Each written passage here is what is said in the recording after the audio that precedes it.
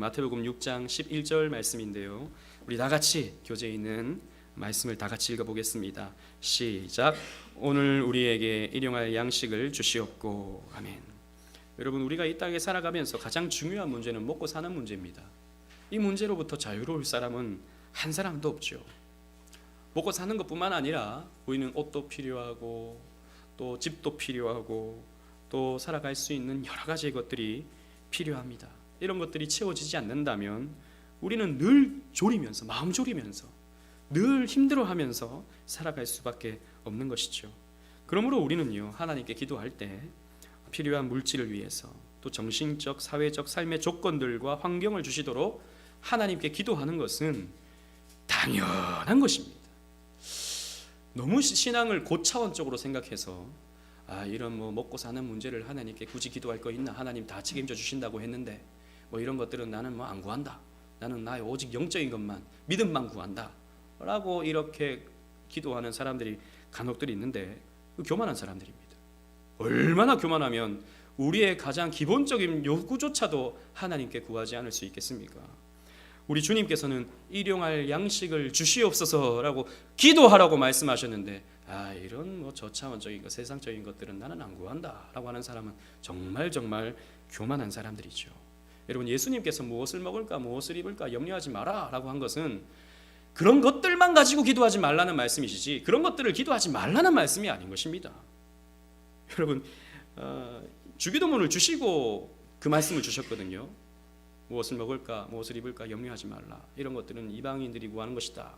아버지께서는 다 아신다라고 말씀하신 것은 주기도문을 주시고 다음에 주신 말씀입니다. 주기도문에서는 일용할 양식을 위하여 기도하라 라고 말씀하셨다고요. 그렇다면 우리는 이 내용을 잘 절충해야 되는 것이죠. 이 앞뒤를 잘 맞춰야 되는 것이죠. 그러니까 무엇을 먹을까 무엇을 입을까만 놓고 기도하지 말라. 당연히 이것은 당연히 기도하는 것이고 여기에만 머무르지 말라라고 하는 말씀이 바로 그 말씀인 것입니다. 그래서 우리는 우리 일용할 양식을 위해서 기도하는 것이 어떠한 의미인가 우리 한번 살펴보도록 하겠습니다. 먼저 양식의 의미에 대해서 우리 살펴보겠습니다. 첫 번째로 지상생활의 필수적인 요소로서 양식을 말하고 있습니다. 여러분, 갓난 아이들이 응애라고 울죠. 기똥차게 애기들은요 알아요. 이걸 내가 먹어야 산다. 본능적으로 아는 것이죠. 그래서 조금만 배가 고프면 엄마가 피곤하든지 안 피곤하든지 그냥 무조건 쭈쭈 내놓으라고 막 발악을 하죠. 안 내놓으면 나 뒤집어진다고 막 그렇게 발악을 하는 거 아니겠습니까? 왜냐하면 먹어야 살 수 있기 때문입니다. 어른도 마찬가지죠. 먹어야 삽니다. 여러분, 오늘 아무것도 안 먹으신 분 여기 계십니까? 어제도 아무것도 안 먹은 분 여기 계십니까? 한 일주일 아무것도 안 먹어보신 적 있으십니까? 저는 일주일 아무것도 안 먹어본 적이 없어요. 저는 하루 금식도 힘듭니다. 금식기도 하자 그러면 저는 너무 힘들어요. 왜? 밥을 먹어야 힘이 나기 때문이죠. 여러분, 그렇기 때문에 우리 생활에 있어서 가장 기본적인 첫 번째 필수 요소는 먹는 것이죠. 첫 번째 필수 요소. 그런데 여러분, 먹는 것만 해결되면 여러분 살 수 있습니까? 여러분, 다 먹는 건 먹잖아요. 너무 먹어서 문제지. 요즘에는 다 먹기는 하잖아요. 그렇다고 여러분 다 만족하십니까? 먹으면 그냥 모든 게 그냥 해결되는 것처럼 그렇게 생각하십니까? 아니죠. 우리는 다른 것도 필요합니다. 의복도 필요하고 주택도 필요하고 돈도 필요하고 건강도 필요하고 또 이건 물질적인 것만이 아니라 평안한 감정, 평안한 마음 이런 것도 필요합니다. 게다가 우리는요 내 삶을 조금 더 업그레이드 시켜줄 수 있는 여가생활, 문화생활 이런 것도 필요합니다. 그래서 우리는 때로는 밖에 나가서 산에 올라가기도 하고 친구들 만나서 수다 떨기도 하고 맛있는 거 먹으러 가기도 하고 하는 것이죠. 여러 가지 이런 활동들이 다 필요한 것입니다.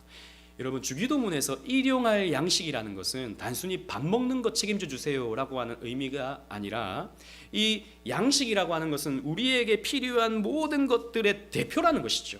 모든 필요한 것의 대표로서 양식을 주옵소서라고 기도한다라는 것입니다. 이것을 제가 그렇게 해석하는 것이 아니라 우리의 신앙의 선배들인 웨스트민스터 총회 때 소리문답에서 이렇게 정리하고 있습니다. 우리 문을 제가 읽어보면 여러분들이 답을 읽어보세요.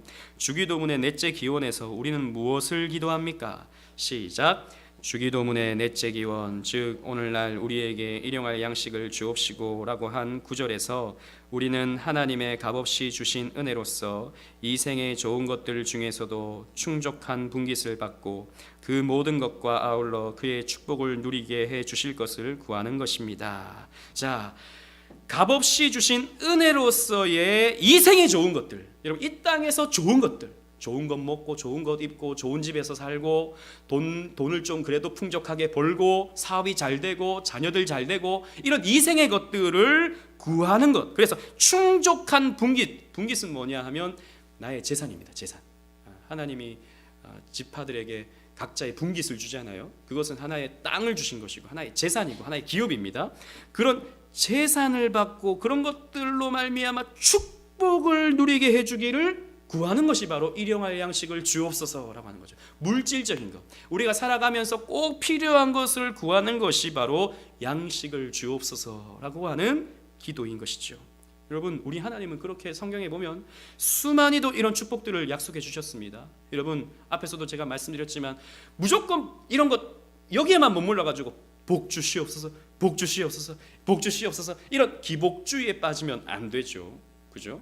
우린 양극단에 빠지면 안 됩니다. 기복주의에 빠지지 말아야 되지만, 그렇다고 해서 우리가 하나님으로부터 이 땅에서 받아 누릴 수 있는 이런 이생의 복들을 구하지 않는다면 그것은 참 어리석은 것이죠.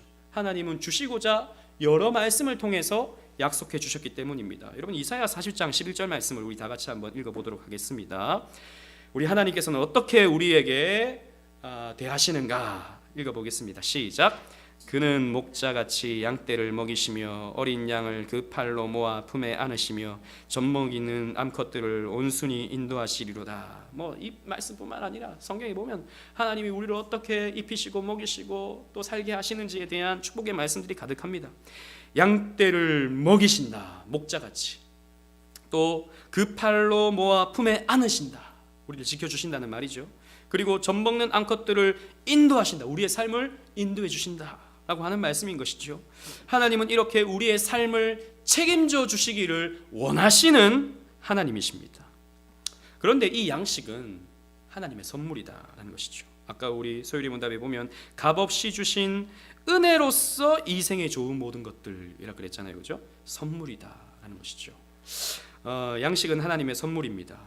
하나님은 이 세상을 만드시고 인간에게 자연의 풍요를 주셨죠. 하나님의 인간에 대한 선물이었습니다. 그리고 이것을 먹고 이 세상을 누릴 수 있는 특권을 우리에게 허락해 주셨어요. 하나님은 우리에게 땅을 주시면서 이 땅을 정복하고 다스리고 충만하라 라고 말씀하셨어요. 이 자연 만물을 하나님께서 우리에게 이용할 것을, 이 자연을 누릴 것을, 이 땅에서 나는 모든 것들을 우리가 즐길 수 있도록 하나님께서 만들어 놓으신 것이죠. 선물이었다라는 것입니다.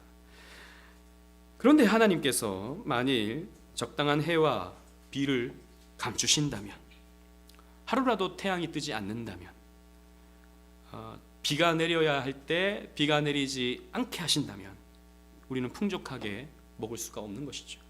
하나님이 주시는 것입니다. 그러므로 또 필요한 기후를 허락해 주시지 않는다면 우리는 이 땅을 살아갈 수가 없죠. 이 땅을 살아갈 수가 없습니다.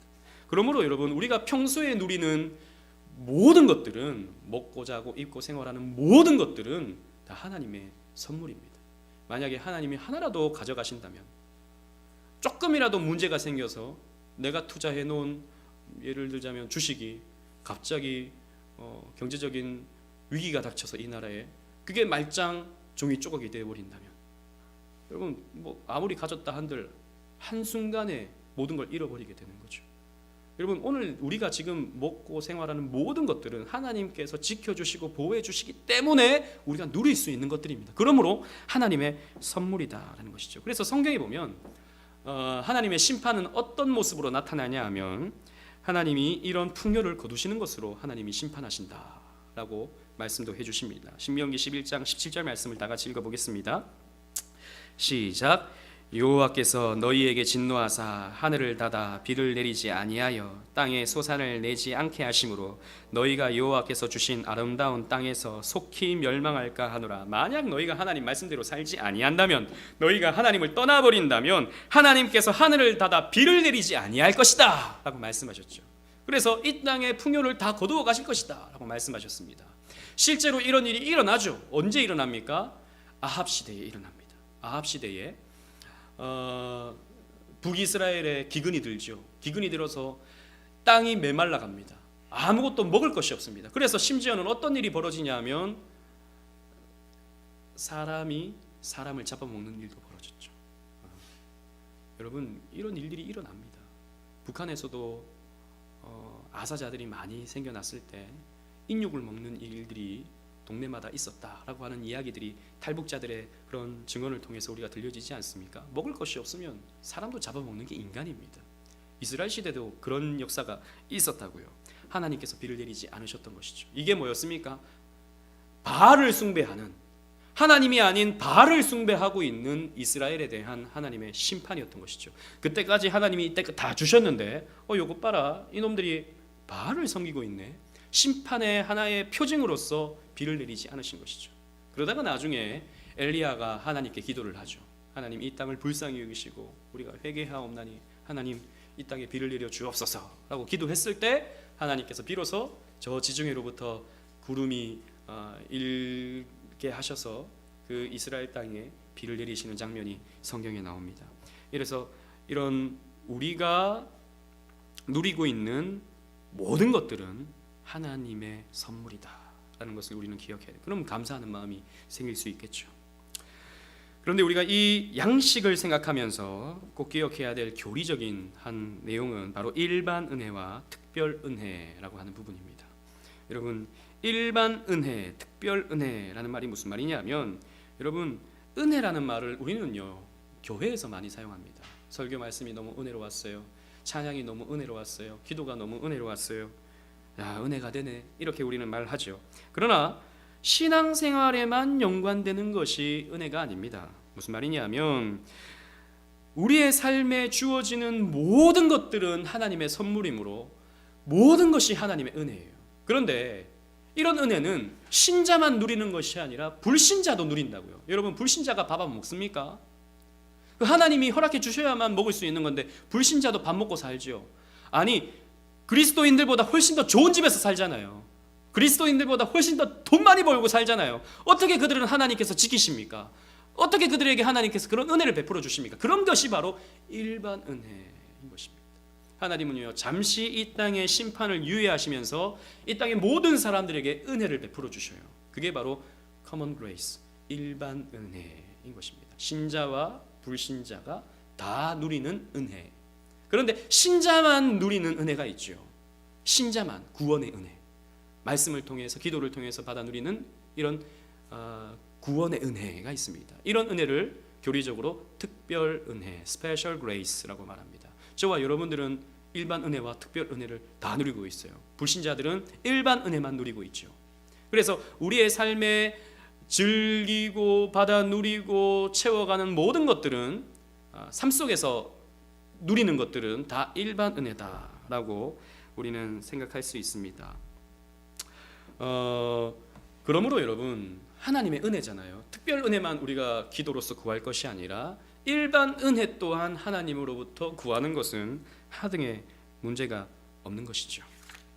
넘어가서 이런 일반 은혜에 대한 잘못된 태도 두 가지가 있는데, 양극단에 빠지면 안 됩니다. 우리 개혁신앙은 엄밀히 말하면 균형을 잡는 거예요. 양극단에 빠지지 않는, 항상 균형을 잡는 것이 우리 개혁주의 신앙의 참된 모습입니다.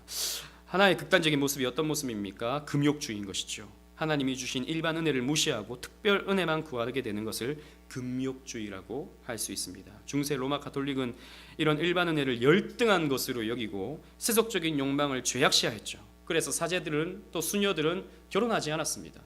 그리고 산속의 수도원에 들어가서 세상과 접하지 않는 것이 은혜로운 것이라고 생각했죠. 산속에 들어가서 기도만 하고 있는 거예요. 산속에 들어가서 성경만 보고 있는 거예요. 산속에 들어가서 성경만 공부하고 있는 거예요. 그게 하나님 보시기에 기뻐하시는 일이라고 생각했습니다. 그래서 머리도 어떻게 깎았냐 하면, 제가 오전에 주일학교 학생들한테는 그림도 보여줬는데, 이 머리를요 스포츠같이 딱 깎고 머리를 요렇게만 남겨놨어요. 요렇게만. 그러니까 위에는 빡빡머리. 얼마나 웃기겠습니까? 상상해 보십시오. 여기만 빡빡머리로 만들어 놓고 이렇게만 옆머리만 남겨놓은 거예요. 앞머리하고 여기만 빡빡머리로 깎고, 수도사들이 다 그런 모습으로 하고 있었어요. 왜냐하면 외형을 가꾸는 것도 그들에게 있어서는 불순한 것이다 라고 생각했기 때문이죠.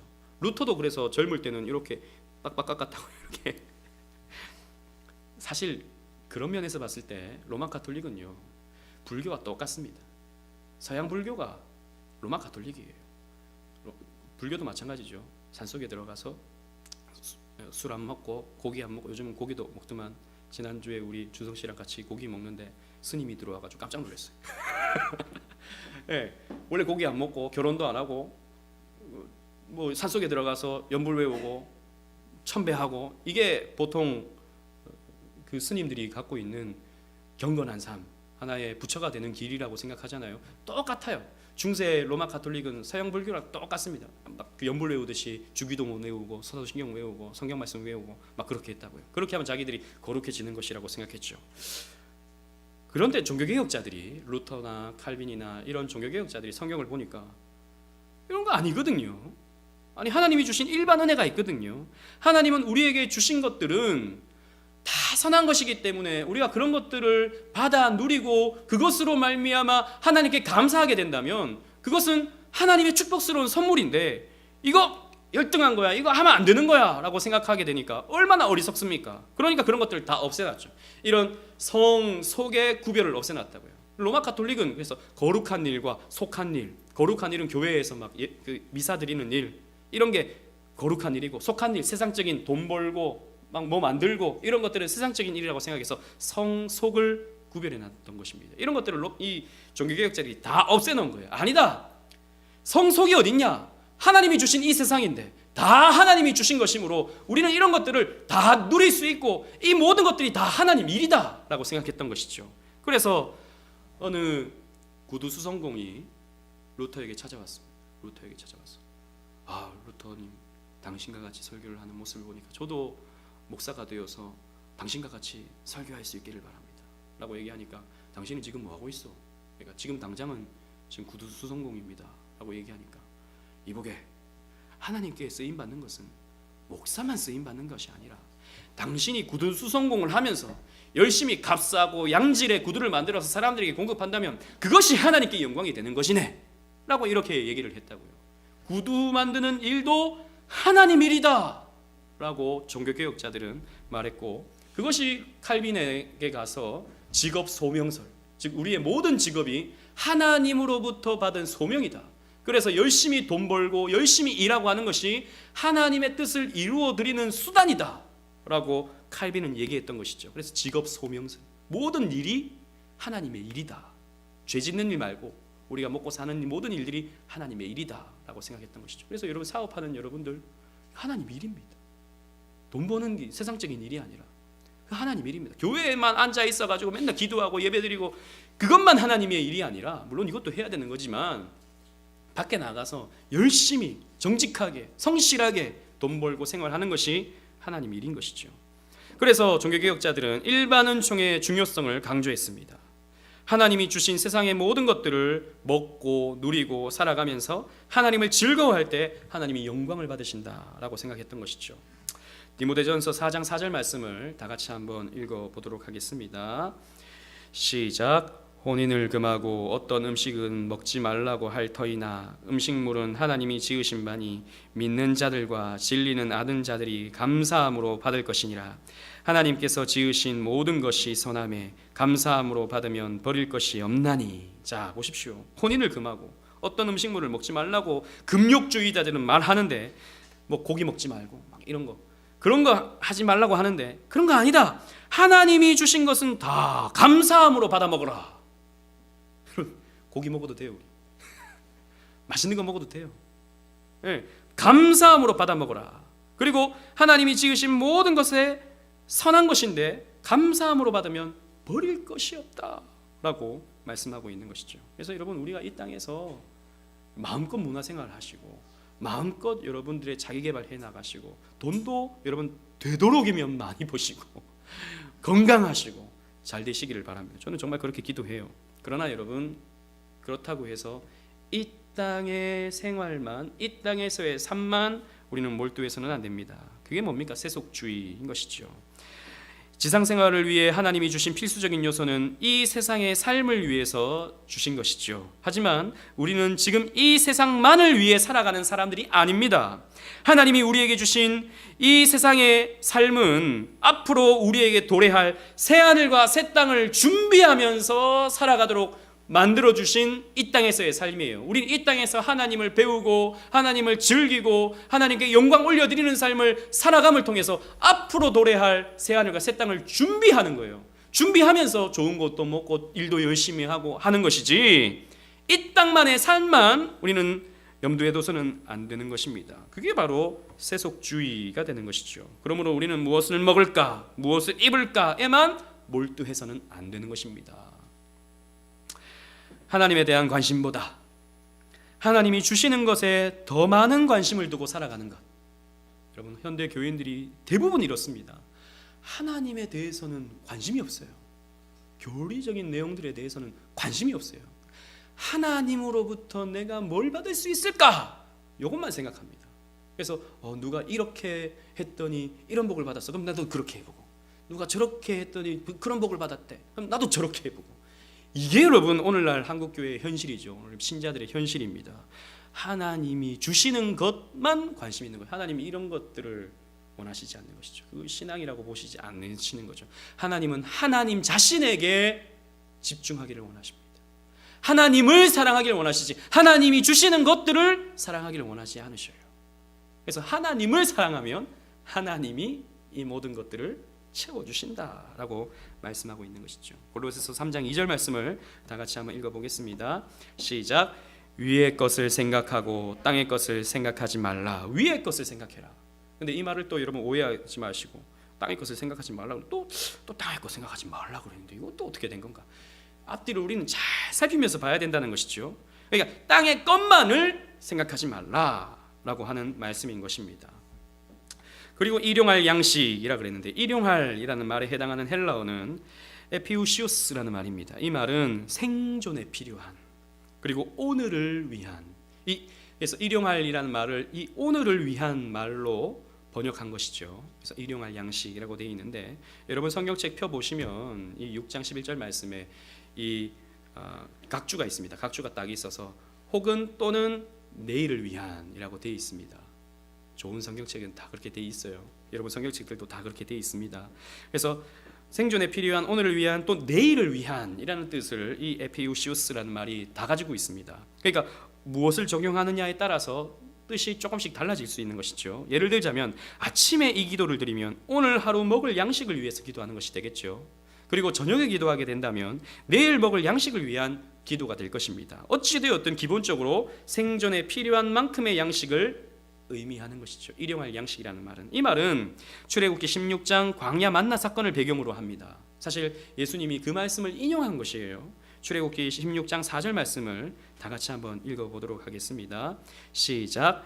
그때 여호와께서 모세에게 이르시되 보라, 내가 너희를 위하여 하늘에서 양식을 비같이 내리리니 백성이 나가서 일용할 것을 날마다 거둘 것이라. 아멘. 여러분, 하나님께서는 만나를 통해 일용할 양식을 베풀어 주셨죠. 광야에 들어가면 먹을 게 뭐가 있습니까? 여러분 광야 가보셨습니까? 저는 가봤어요. 저는 이스라엘 가봤기 때문에, 또 이집트, 요르단 이렇게 가봤기 때문에 광야에 들어가면 아무것도 없어요. 먹을 게 없어요. 그냥 허허벌판이 허허벌판. 이스라엘 백성들이 그 광야에서 40년 동안 있었다고요. 그런데 뭘 먹고 살았습니까? 하나님이 내려주시는 만나로 살았죠. 처음에는 두려웠어요. 근데 우리가 뭘 먹고 살지?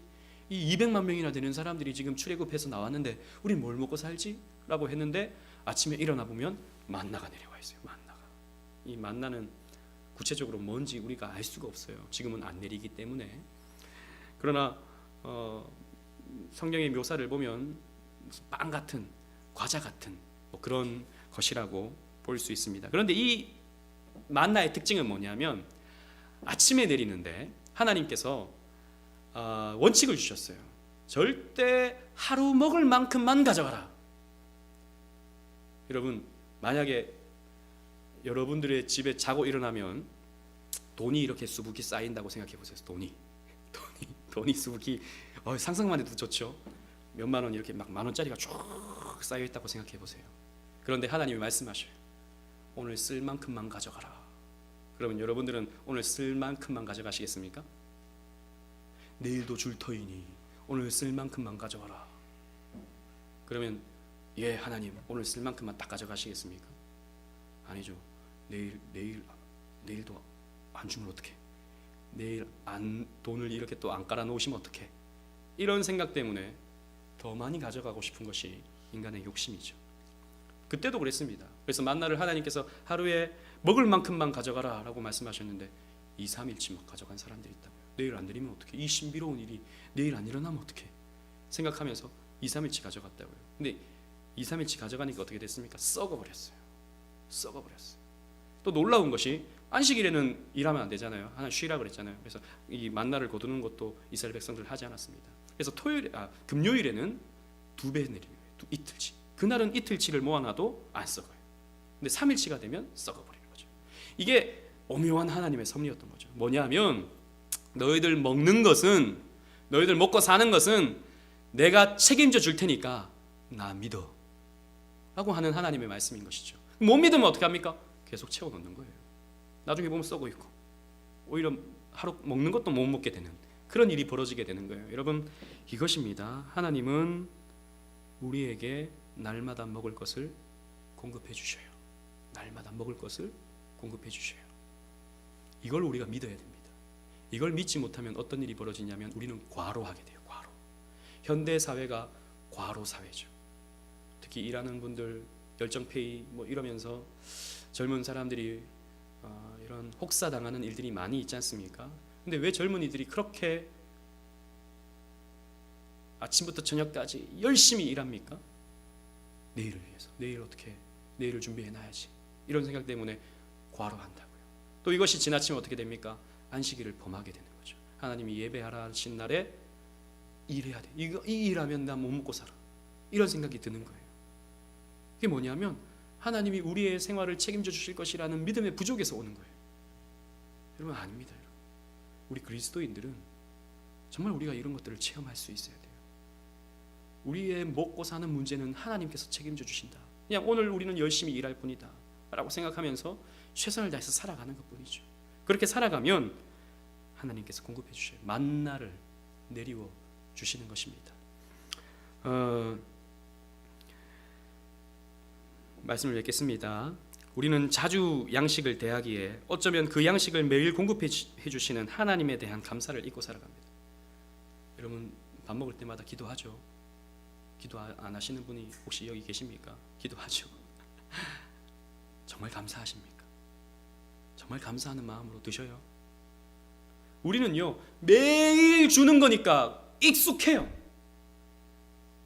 우리 그렇잖아요. 엄마 아빠가 매일 밥 주면 당연한 거라고 생각하고, 왜 반찬이 이 모양이야? 좀 맛있는 거 좀 줘. 소세지 좀 줘.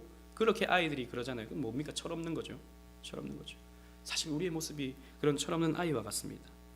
그러므로 여러분, 우리가 이 땅에서의 삶, 이 땅에 더 잘 먹고 더 잘 입지 않는다고 여러분 투정하거나 불평해하거나 원망해하는 것은 바른 신앙의 모습은 아닙니다. 오늘 우리에게 일용할 양식이 주어진 것에 대해 감사하면서 오늘을 베풀어 주신 하나님을 우리는 즐거워해야 됩니다. 그리고 이러한 즐거움을 더 누릴 수 있게 해달라고 우리는 하나님께 간구해야 되는 것이죠. 그래서 여러분들의 사업장을 위해서 기도하십시오. 여러분들의 직장 생활을 위해서 기도하십시오. 여러분들의 건강, 여러분들의 형통한 삶을 위해서 여러분 기도하십시오. 그 하나님께서 들으시고 응답해 주실 것입니다. 하나님께서 가장 좋은 것들로 여러분들의 삶을 책임져 주실 것입니다. 여러분, 여기서 중요한 것은 하나님은 결코 여러분들이 망할 만큼의 물질을 주시지 않습니다. 우리 유건이가 저한테 와가지고 아빠 5만 원만 줘봐. 그러면 제가 5만 원 주겠습니까? 아유, 얘가 어릴 때부터 통이 크네. 그래, 남자는 남자다. 5만 원 제가 주겠습니까? 그 들고 나갔다가 무슨 봉변을 당할지 모르는 거예요.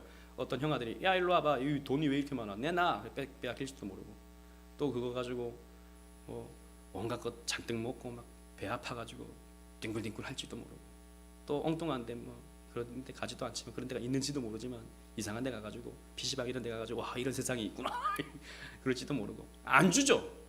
아버지라면 그 5만 원 줬다가 큰일 나는 것입니다. 그래서 얘다 그냥 500원이다 5만 원은 무슨 5만 원, 500원이야. 500원 정도 주는 게 아이한테 가장 적당한 것입니다. 여러분들 물질 솔직히 부족하잖아요. 만족하시는 분이 있으십니까? 지금 가지고 있는 것에 만족하셔요? 못 만족하시죠? 그러나 여러분, 하나님이 여러분들에게 주신 일용할 양식입니다. 일용할 양식이에요. 감사하십시오. 거기에 감사하는 자에게 하나님께서 더 주십니다. 이놈 감사할 줄 아네. 제가 유건이한테 500원 줬는데 아이고 이딴 돈은 그냥 버려버립니다. 그러면 제가 다음에 1,000원을 주겠습니까? 안 주죠. 500원을 줬을 때 아버지의 은혜는 높고도 높고 크고도 크고 깊고도 깊습니다. 오늘은 500원을 받았지만 내일은 400원을 주셔도 저는 감사할 것입니다 라고 하게 된다면 이놈 봐라, 그러면 앞으로 1,000원이다 이렇게 주지 않겠습니까? 물론 하나님이 저와 똑같은 분은 아니죠. 그러나 하나님도 우리의 아버지가 되어주시지 않습니까? 우리가 정말 오늘에 있어서 감사하는 마음을 갖고 살아감을 통해서 하나님이 주시는 더 큰 축복받아 누리시는 저와 여러분들 되시기를 주님 이름으로 축원합니다. 아멘.